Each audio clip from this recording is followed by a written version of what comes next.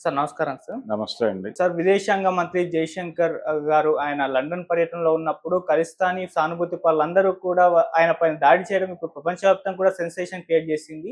ఎందుకు ఈ విధంగా వీళ్ళు దాడి చేస్తారు? అసలు ఏం జరిగిందని చెప్పేసి కూడా చర్చలకు దారితీస్తుంది. మరి దీని గురించి మీరేం చెప్తారు? దాడేం జరగలేదని అంటే ఆయన నిరసన తెలియజేసే ప్రయత్నం చేశారు అక్కడ కొంతమంది ఖలిస్తాన్ హ్మ్. ఉద్యమకారులు. ఓకే. అంటే లండన్‌లో ఉన్నారు, కెనడాలో ఉన్నారు. చాలా చోట్ల విదేశాల్లో చాలామంది సిక్కులు ఖలిస్తాన్ మూవ్‌మెంట్‌తో ఇప్పటికీ అసోసియేట్ అయి ఉన్నాము అని చెప్పుకుంటూ ఉంటారు. వాళ్ళ అంతర్జాతీయ కార్యాలయం హ్మ్. కెనడాలో ఉందని కూడా చెప్తూ ఉంటారు.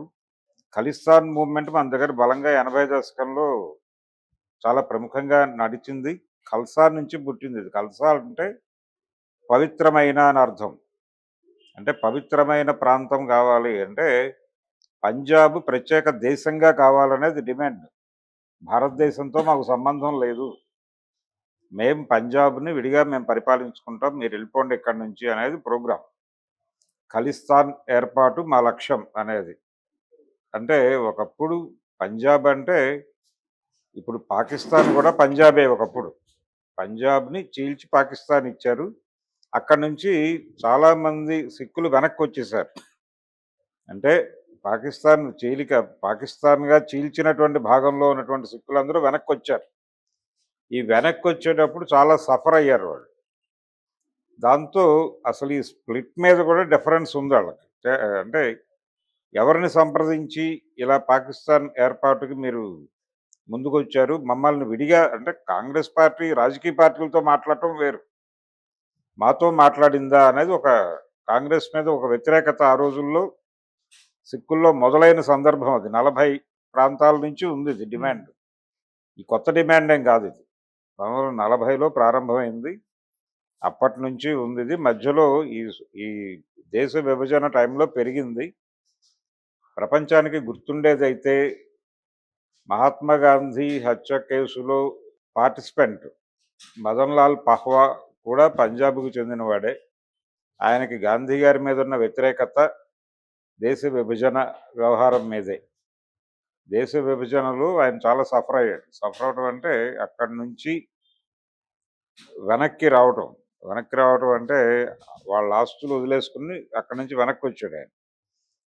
వచ్చేటప్పుడు చాలా దాడులు ఎదుర్కోవాల్సి వచ్చింది ఆయన. చాలా దాడులు ఎదుర్కొన్నాడు, ఘర్షణ పడ్డాడు. వాళ్ళ తాతగారిని కోల్పోయాడు. ఈ పెయిన్స్‌లో నుంచి ఆయనలో ఒక వ్యతిరేకత పోగుబడి వీళ్ళు గాంధీని చంపడానికి స్కీమ్ చేస్తున్నారు అనగానే వీళ్ళతో కలిసిపోయాడు ఆయన. ఈ నారాయణ ఆప్టే వాళ్ళతో కలిసిపోయి ఆ ప్రోగ్రాంలో పార్టిసిపేట్ చేసి అక్కడ బాంబు వేశాడు. గాంధీ గారి వేదిక దగ్గర. జనవరి 10వ తారీఖు దొరికాడు ఆయన. సో అప్పటి నుంచి వీళ్ళకి ఒక కోపం ఉంది. అది నెమ్మదిగా పెరిగింది. ఇప్పటికీ వాళ్ళ మనసుల్లో ఆరనిగాయంగా ఉందది. అంటే ఇందిరాగాంధీ గారు చేసిన మిస్టేక్ ఏంటంటే పంజాబ్‌ని తన కంట్రోల్‌లో తీసుకోవడానికి వీళ్ళని కొంచెం రెచ్చగొట్టింది ఆవిడ. రెచ్చగొట్టి భింద్రన్‌వాలే, సంత్ భింద్రన్‌వాలే ఆయన అమృత్సర్ టెంపుల్‌లో మోహరించి ఉండేవాడు.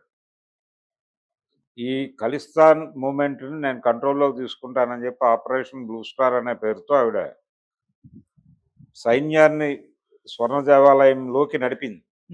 అంటే వాళ్ళ పవిత్ర ఆలయంలోకి సైన్యం బూట్కాళ్ళతో ప్రవేశించింది. ప్రవేశించి భింద్రన్‌వాలాని చంపారు అక్కడే. ఆ చంపటం అనేది సిక్కుల మనసుల్లో తీరని గాయం రేపింది. రేపి దాని ప్రతీకారంగానే ఇందిరాగాంధీని చంపారు వాళ్ళు. ఇందిరాగాంధీ హత్య జరిగిన తర్వాత వాళ్ళిద్దరిని ఉరితీశారు. అయిపోయింది అనుకున్నారు కానీ ఇప్పటికీ వాళ్ళ మనసులో భారతదేశంతో మనకు సంబంధం లేదు. ఖలిస్తాన్ ఏ రోజుకైనా సాధించాలి. పంజాబ్ ఒక రాష్ట్రంగా ఉండాలి అనేటువంటి డిమాండ్ ఇప్పటికీ ఉంది. విదేశాల్లో వాళ్ళు ఈ నినాదాన్ని బతికించుకుంటున్నారు. ఇక్కడ కూడా ఆ డిమాండ్ ఉంది వాళ్ళకి మనసులో. అంటే మిలిటరీలోను రకరకాల సెక్టార్లలో వాళ్ళ కంట్రిబ్యూషన్ ఎక్కువ. పంజాబీ సిక్ రెజిమెంట్ ఉంది మనకి. కాబట్టి మా మీద నిఘా ఉంది అనేది ఒక అనుమానం ఉంది అక్కడ. ఆ మ్యాచెస్ అని ఆ మధ్య సినిమా వచ్చింది. అది కూడా దీని మీద డిస్కషనే. ఖలిస్తాన్ మూవ్‌మెంట్ మీద డిస్కషనే. అంటే పంజాబ్‌లో పంజాబ్లో ఉన్నటువంటి ప్రతి ఒక్కడు ఉగ్రవాదే అన్న పద్ధతిలో ఇందిరాగాంధీ గారి ప్రభుత్వం వ్యవహరించింది. చాలామంది మీద కేసులు పెట్టారు. టాడా యాక్ట్ పట్టుకురావడం వెనకాల ఖలిస్తాన్ కంట్రిబ్యూషన్ కూడా ఉంది. ఇలా విపరీతమైనటువంటి అణిచివేతకు గురైంది పంజాబ్. పైగా వాళ్ళ కోపం ఏంటంటే ఈవిడ హరిత విప్లవం అనే పేరుతో పంజాబ్ మీద విపరీతమైన పంజాబ్లో వీళ్ళ రైతాంగం ఎక్కువ. ఈ మధ్య కూడా వాళ్ళు మోడీ గారి ప్రభుత్వానికి వ్యతిరేకంగా ఢిల్లీలో ధర్నా చేసింది పంజాబ్ రైతులే ప్రధానంగా. ఉమ్, పంజాబ్ చండీగఢ్ తాలూకా రైతులే చేశారు. వ్యవసాయం ఎక్కువ అక్కడ. వ్యవసాయం ఎక్కువైనప్పుడు ఈ హరిత విప్లవ ప్రభావంతో వాళ్ళ భూములే నాశనమైంది మొదట ఎరువుల వల్ల. సో అదొక కోపం ఉంది వాళ్ళకి. ఈ ప్రభుత్వాలు మా మా జీవితాలతో ఆటలాడుకుంటూనే మమ్మల్ని సర్వనాశనం చేస్తున్నాయనే అభిప్రాయం ఇప్పటికీ బలంగా ఉంది వాళ్ళల్లో. అందుకని చాలా సందర్భాల్లో వాళ్ళు భారత దేశానికి చెందినటువంటి అధికారులని అడ్డుకోవటము, నిలువరించటము, తమ డిమాండ్ తెలియజేయటము. ఇక్కడ కూడా జరిగింది అదే. భారత జాతీయ పతాకాన్ని అవమానపరిచే పద్ధతిలో వ్యవహరించాడు ఒకతను. వీళ్ళ కాన్వాయ్కి అడ్డెళ్ళి కొంతమంది నినాదాలు ఇస్తున్నారు. ఈయన అడ్డెళ్ళి పతాకం పీకే ప్రయత్నం చేశాడు. అది ఘర్షణ అయింది. పోలీసులు అలర్ట్ అయ్యారు, పట్టుకున్నారు, పక్కకు లాగారు. ఇది జరిగిన సీన్. దీనికి కొంచెం ప్రపంచం ఉలిక్కి పడింది అంతవరకే. కానీ వాళ్ళేమి ఆయన మీద దాడి చేయటం లాంటిది జరగల. దాడి అని ప్రచారం జరుగుతోంది కానీ దాడి కాదు. అడ్డం పడ్డాడు ఒకతనే. ఉమ్, అడ్డం పడి ఆ పతాకాన్ని పీకే ప్రయత్నం చేశాడు అంతవరకే. దాన్ని దాడిగా చిత్రీకరిస్తున్నారు కానీ నిరసన తెలియజేశారు వాళ్ళు బలంగా. ఓకే. ఇది రెగ్యులర్ ప్రోగ్రామే. వాళ్ళు రెగ్యులర్గా ఎక్కడైనా వాళ్ళ వాళ్ళ డిమాండ్ని ప్రపంచం ముందు పెట్టడానికి ఇలాంటివి చేస్తారు. మేము లైవ్గానే ఉన్నాం, మా డిమాండ్ లైవ్గానే ఉంది, మమ్మల్ని ప్రత్యేక దేశంగా ఏర్పాటు చేసే వరకు ఇది కొనసాగుతూనే ఉంటుంది అనేది అంతర్జాతీయ సమాజానికి